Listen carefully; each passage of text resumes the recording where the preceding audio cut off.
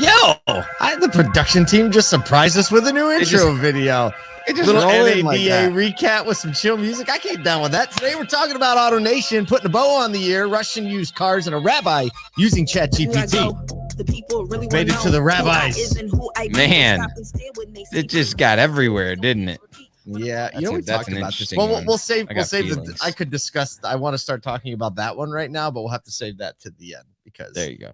The rabbis and ChatGPT is something I have a feeling we're going to talk about for a second, but it's Friday, everybody. Welcome to everybody on the live stream, everybody on the podcast world. I hope you had an awesome week, and we're going to kick off the weekend right, getting to Saturday with a little bit of news, with a little bit of fun, with a little bit of stuffy stuff. Hey, I just want to, we mention this every Friday, but we're going into the All Things Used Car Room this Friday. Right. If you missed this Friday, this is a digital transformation room, and I'm excited about it because I have a lot of passion about what digital means to the automotive industry, especially retail auto, and I'm hoping that the conversation serves the audience well, and also just so, if you don't follow that, if you are not on Clubhouse, make sure and track that down because I think it's going to be a really good one this week. Yeah, and if you don't know what Clubhouse is, it's the Clubhouse app on Apple, on the App Store, Google Play, Clubhouse app. Just do the sign-in thing and just search all things used cars, and the room will probably pop up. If you have a really hard time, just send us an email, crew@asoto.com. We'll watch the email inbox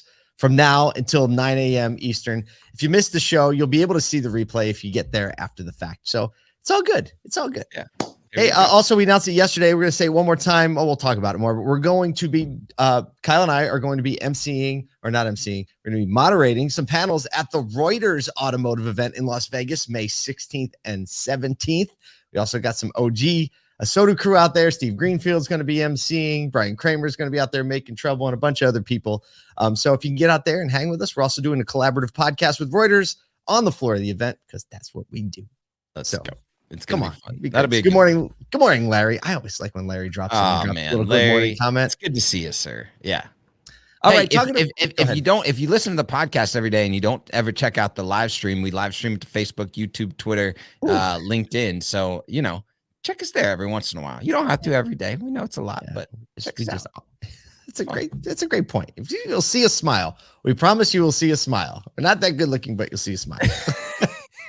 They say smile's the most attractive thing you can put on every day, Kyle. Do you know every that? Day. We throw that thing on like a boss. That's really all I got going for me. So let's talk about some news. In a press release that was just released like a couple of hours ago, maybe an hour and a half.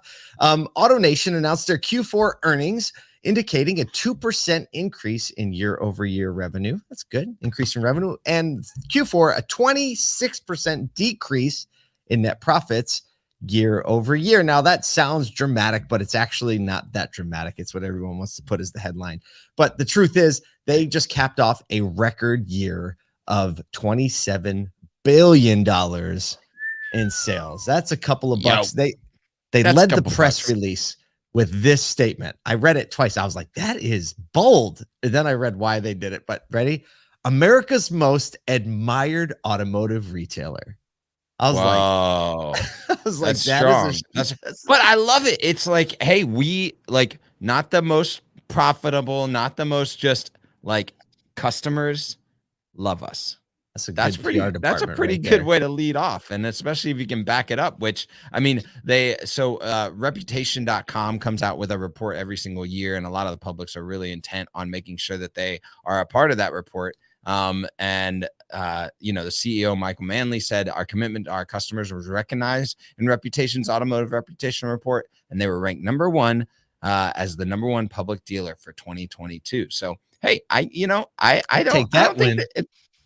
don't think it's that far outside of the truth is what they dropped at the front of the press release. I mean, we could be like, ASOTO is the automotive industry's most admired news and commentary and community. And then we'd have to put a little asterisk on that and be like, in a poll of the owners, right? Yeah. That's clutch. We'll do that. We'll do that. They said there you go. They went on to say the success of the year was due to, get this, focusing on operational excellence, including customer satisfaction, sales efficiency, sales effectiveness, and asset utilization. Lots of big words in there. what you expect. But they also opened 4 additional AutoNation USA stores, added 9 franchises when they acquired the Moreland Auto Group. They said, I don't know what this means. You might have more insight into this. They said they enhanced their digital storefront. Do you know what changes they made this year? Yeah, I mean, well, that's going to be probably in just website enhancements. I haven't seen anything that's been like mind-boggling from AutoNation, but PR and comms teams got to talk about the digital storefront. Exactly. I'm sure they made some improvements. They also required RepairSmith, which we covered back when they did it, which is a mobile service company. We love that move; it's super cool. And they said they deployed $1.7 billion to repurchase 15.6 million shares. So, when you're doing share buybacks, you're in good shape. You're in good shape. You're gonna be all right. Congrats, AutoNation, on an amazing year. That's a good drop for mid Q1 for us all to feel good in the auto industry. Absolutely. So I don't know. I guess I could go speak. This is really generic, but we'll get there. Speaking of the auto industry, I'm not even gonna credit that with a full segue. But check this out. So if you think this is the 1-year anniversary, we're approaching it, of a pretty somber thing, actually, the Russian invasion of Ukraine, and what that's done to obviously the people and the culture. And we're going to talk about right now what it's done to the auto industry. So if you think affordability issues with new cars in the US are an issue, consider what's happening in the Russian used car market as we approach this 1-year anniversary. Basically, that industry is so dependent on imports and so dependent on outside infrastructure that literally the new car market has been completely decimated. Used cars in 2022 accounted for 75% of all vehicles sold. Wow. That's a wild proposition. Like, if you just think about that as a new car franchise dealer in the US, like what the average, it's typically like a 3-to-1. It's the other way for most new car dealers. Sometimes you get to that 1-to-1. But most of the time it's like anywhere between 2-to-1 and 3-to-1 is the average new cars to used cars. And so, just to have a whole market be flipped on that is a pretty wild proposition.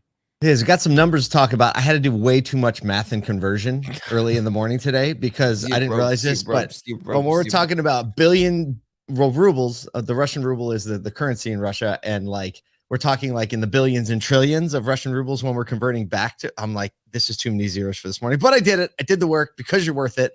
1 ruble is 1.3 cents. So the average new car is 2.33 million rubles, which is $31,289. The average used car is about $11,900. So that's almost approaching a 3x value. So like, think about that for a second. For a new car, you're going to pay 3 times the price for an average new car as you would for an average used car. So that price disparity is massive in the US. Basically, the average new car is right around 50,000. The average used car is right around 30,000. So, still a multiple, but more like 1.5 and not 2.6. Yeah, I mean, it's approaching craziness, actually. So in 2019, here's probably the most interesting stat to me anyway. In 2019, new car sales, used car sales were about even as far as like total dollar amount. Okay, so that 1-to-1, yeah. Yeah, so 1-to-1. Now, just a few years later, 3x, 3 times used car sales. Yeah, so it's like the new car sales have dropped significantly. Basically, if you remember, a lot of the companies pulled out. Volkswagen pulled out, Nissan pulled out, and everybody's pulling out. One employee at a Russian company who doesn't want to give his full name, Anton, he said he felt lucky to get a used Skoda. A Skoda is like a VW offshoot in December, which was almost twice the price as it was a year earlier, and he felt lucky. Like, because he got a foreign car, because really, like, any of the local stuff or a lot of the Chinese made stuff is just not as reliable, is not as desirable in Russia. I put this story in. You think about what that does to the global market. Like, Russia is a massive market player, and so like vehicles are and new vehicle sales and manufacturers are impacted by so many countries. And so you think about what the trickle down effect of that little new cars, that many used cars in, and then like supply chain issues, trying to get your vehicles into a major market like that. There's so many dynamics that pushes into European markets, Asian markets, US markets, that a lot of times, like, just keeping your eyes on that and understanding, that's not going to be something that a customer walks through the door today and like a salesperson is like, did you know Russia, bop, bop, what it does is it sets your mind on like, okay, that now I get a better reality for what the rest of the world is seeing with production and sales and how that might be impacting how a customer engages with buying a new or used car today. Oh, that's a great way to get it to the ground. One of the reasons that I thought it'd be cool for us to talk about this today is to just broaden out our mindset for a minute with a personal story about what the automotive industry is. And this is not a local industry. It's not a nationwide industry. This is a global industry. And at the digital dealer in Las Vegas, the one where we had the big troublemaker event where we had the live podcasting, right? It was when you and I realized that like it was really the synthesis of ASOTU as you see it today was that event.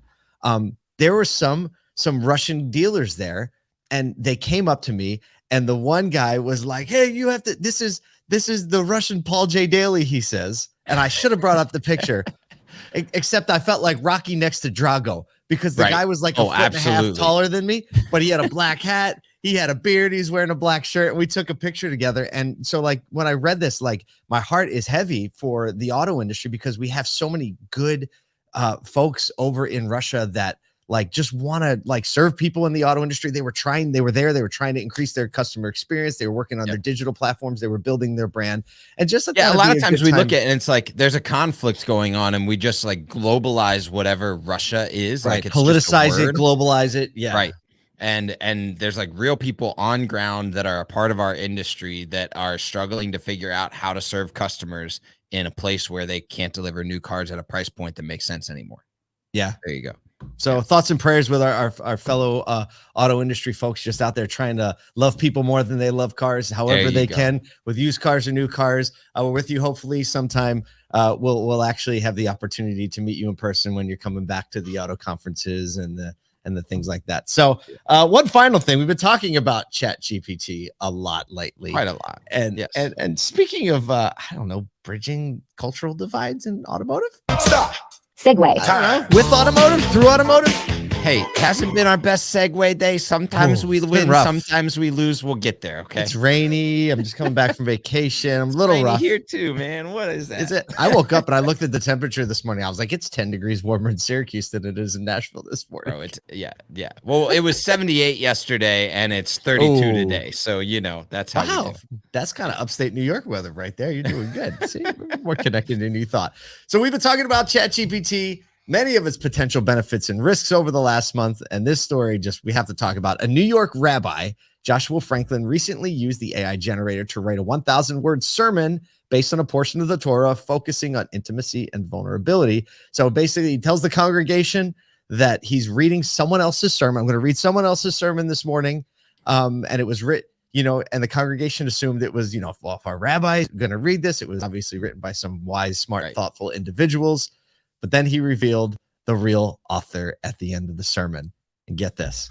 At the end of the sermon, when he got done reading it, there was applause. Yeah, there was. And the rabbi said, I had a Jewish business partner years ago. And so I always picture Eddie Blumenfeld from Brighton Beach, Brooklyn, when I read something that a rabbi reads. He's like, now you're clapping.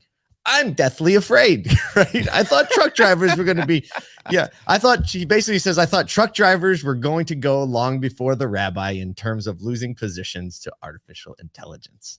Kyle, what do you think about this one? Well, and he says this, that, obviously ChatGPT can get some facts right and can sound intelligent, can synthesize ideas from widely adopted resources. But what it can't do is be extremely empathetic. And I think that's the part that, like, I think people we need to tune ourselves as people to go, what's the empathy on the other side of these words, right?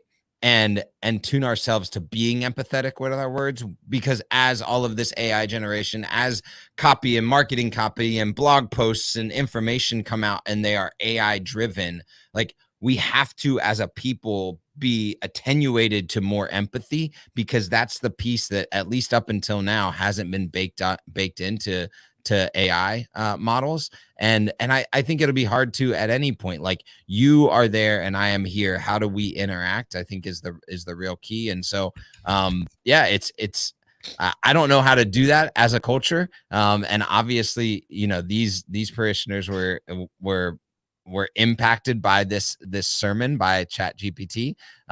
So it's a tough ask. But we just have to be ever way more present with the words that we're hearing and seeing, and really read them for the empathy. And I think that's where video is going to be more important, where live things are going to be more important, because you can't mess around with someone being in front of you. So we'll see. Can you imagine when he talks about empathy, and in the dealerships and in the service lanes, so much empathy has to do with taking a broad. It's easy when it's marketing, right? Write me something about value propositions. Great, we can do that. But when it's take all the indicators and your understanding of what's going on in the world, what's going on in your service lane, what's going on with that person's vehicle, or what they want to buy, or what they're trying to accomplish. There's still just the same reason full self-driving doesn't work yet, right? Because there's just millions of we could have talked about that this morning. Yeah, I know. I just we could talk about it. Well, maybe we'll talk about it tomorrow. But there's so many inputs that the synthesis, the beginning part of all of the effective communication is this awareness and understanding of that, right? In this situation, ChatGPT took what a lot of other people synthesized through perception, through reading the text, through living life, through serving other people, and that's what it pulled from. But the synthesis is still happening every day in the stores, on the phones, in the emails, with the video thread. So we thought this was fun to talk about. It's another little texture. It's another little texture to what we're doing out here. And I just saw a comment come up in the post, and Brian Ortega just done me dirty this morning. He said segues are off today, kind of like the Eagles' second half. Brian, I was coming away from that, and I was feeling good about this Friday. Thanks for reminding me about that. You, sir, our ChatGPT cannot duplicate you. Also, Ellie, thank you for the comment. A lot of working service is like social work. That is the truth. That is the truth. It is like therapy. That's what we are. We're out here just running some therapy in the morning in the automotive industry. You are, we are, and the bottom line, we're just serving people. It's Friday. We believe in you, and just believe in some people, serve some people. We'll see you next week.